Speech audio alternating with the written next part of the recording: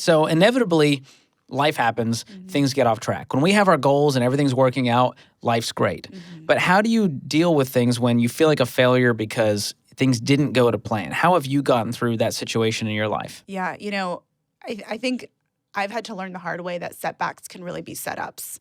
And that feels really weird to say because it doesn't feel like that in the moment. But I think we all know what it's like to experience a near miss. I always tell the story of when I was in high school and I ran track. Didn't really want to run track, just did it because my friends were, again, arbitrary reasons. But I was told by the coach that I was going to run the 400-meter dash. And for those who are not familiar with what that is a full-on sprint around the track. There's no jogging. There's no slowing down. There's no pacing yourself. It's just an all-out sprint. And I was really nervous about that. That was not something I wanted to do, but I was also an achiever. And I was like, well, now I got to prove that I can do it, right? So I take my place at the starting line, the race starts, and I'm about 3/4 away around the track coming to the last 100 meters. And I realize I'm neck and neck for first place. And it's my first race. And I'm like, oh my gosh, I could actually win this thing, right? And so anyways, I'm running and all of a sudden about 10 yards before the finish line, this image of Olympic runners that I had seen on TV like pops into my brain. And you know how they like lean over the finish line to try to finish before their opponent? So like I decide to do that even though I had no experience with that tactic.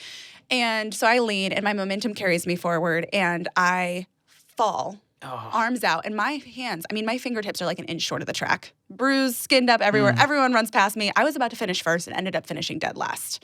Wow. And it was one of those moments where like I look back on that. At the time I was like, I want to crawl in a hole and never go back to school, right? I'm like 15 years old.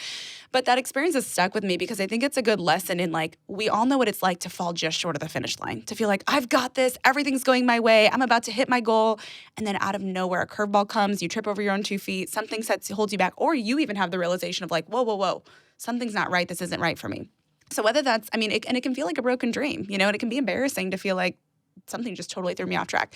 So anyways, I share that story to just say like, I get it because that's happened obviously in more significant ways in business and in life. There's zeros on the end of it. Exactly. Yeah. Not just your ego. Yeah, exactly. And so anyways, what I've had to learn though is like sometimes those almost is kind of like what I call them is like these, I almost succeeded. I almost reached the milestone. I was on track for everything to go how I thought. And suddenly I'm not where I thought I would be. I'm face down on the track, whatever. And I've had to learn that as much as those are devastating at times, sometimes they're due to a devastating experience or just super discouraging or embarrassing, they also hold a really unique invitation. And the invitation that I've kind of experienced, or the opportunity, which I hesitate to use that word because it doesn't always feel like a good thing, but I found that in those almosts and those things that almost work out and then don't, there's this opportunity to reevaluate what really matters to you. And if the goal that you're chasing or the race that you're trying to win is actually right for you. Like, you might find, I actually don't care to be number one in my industry. I've been working so hard chasing after that. I just want to do my job well. Like maybe I don't, like what we were talking about a minute ago. I actually don't want to have a 1,000-person organization. That's not what I desire. I have gotten so caught up in like the race and beating so-and-so or keeping up with so-and-so.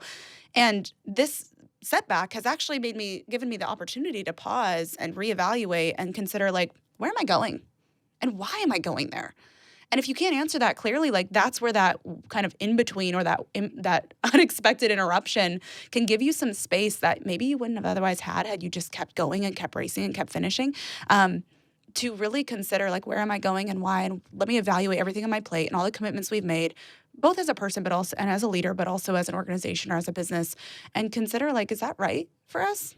And there is some weird invitation. And in my situation, my experience, when I've done that, everything that comes out of that, as much as it stinks in the moment to feel like, man, that was a major setback or like that was not fun. Every decision that comes out of that is so much clarity. Like adversity, I always say adversity can create clarity. Like we want clarity in our business. We want clarity on the next step. We want clarity on where we're going. And to be honest, sometimes it's the adversity and it's the setbacks that give us that clarity the most. Well, this brings me to the title of your book is interesting. Embrace your almost, find clarity and contentment in the in-betweens, the not-quites, and the unknowns. And if you're listening to this and you've been in business in the last 2 years, there's been a lot of in-betweens and not-quites and unknowns. Yes. So how do you find that contentment? Why is it important for leaders to practice this? Yeah. Well, I think because kind of what I was touching on, when we're not able to slow down and reevaluate and define enough, which is essentially what contentment is. It's not getting complacent and saying, I'm just going to sit down and do nothing.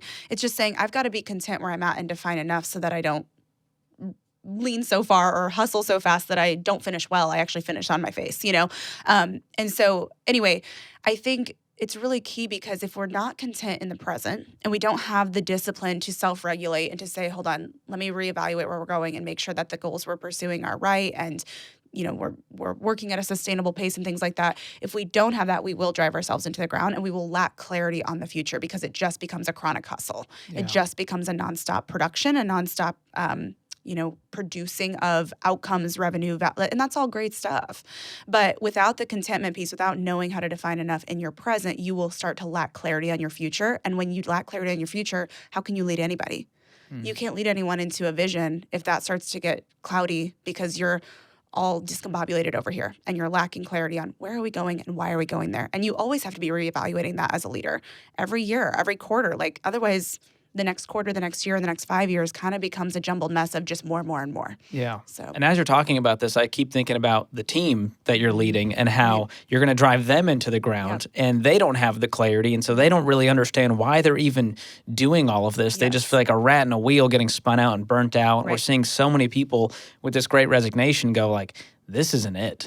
And a lot of that stems from poor leadership. Yep. They don't understand the purpose of what they're doing and their arbitrary goals that they're setting of sales calls or whatever the thing is. And they're going, I don't know why the leader set this. Well, and they feel like their energy is not spent on clear objectives, and they begin to feel like their energy is not spent on a clear mission that they can get on board with. And even if there's a mission on your wall, maybe you've got that, but if you're not able to, if that doesn't carry through your organization and that doesn't carry through the disciplines and the behaviors and the decisions you make as a leader, what happens really quickly is everyone gets confused. Yeah. And you kind of start ping-ponging around and you're just doing stuff to do stuff.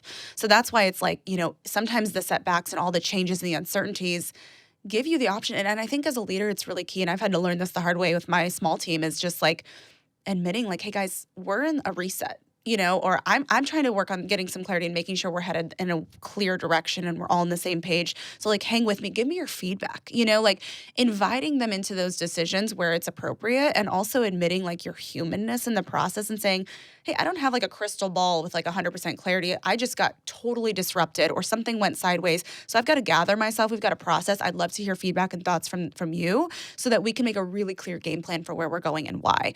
I think that's sometimes hard as a leader because you want them to look to you as the answer. The leader's got all the answers. Right. They're perfect. And we know that we're not, but I think sometimes in those setbacks and those uncertainties and those almosts, those are actually really sweet opportunities, not only to reevaluate where you're going and why, but also invite your people into that space and say like, hey, we're going to figure this out together, but let's make sure we don't move and do pointless busy work and things just to feel like we're doing something. Let's make sure we're all moving in a really clear direction for a really clear purpose.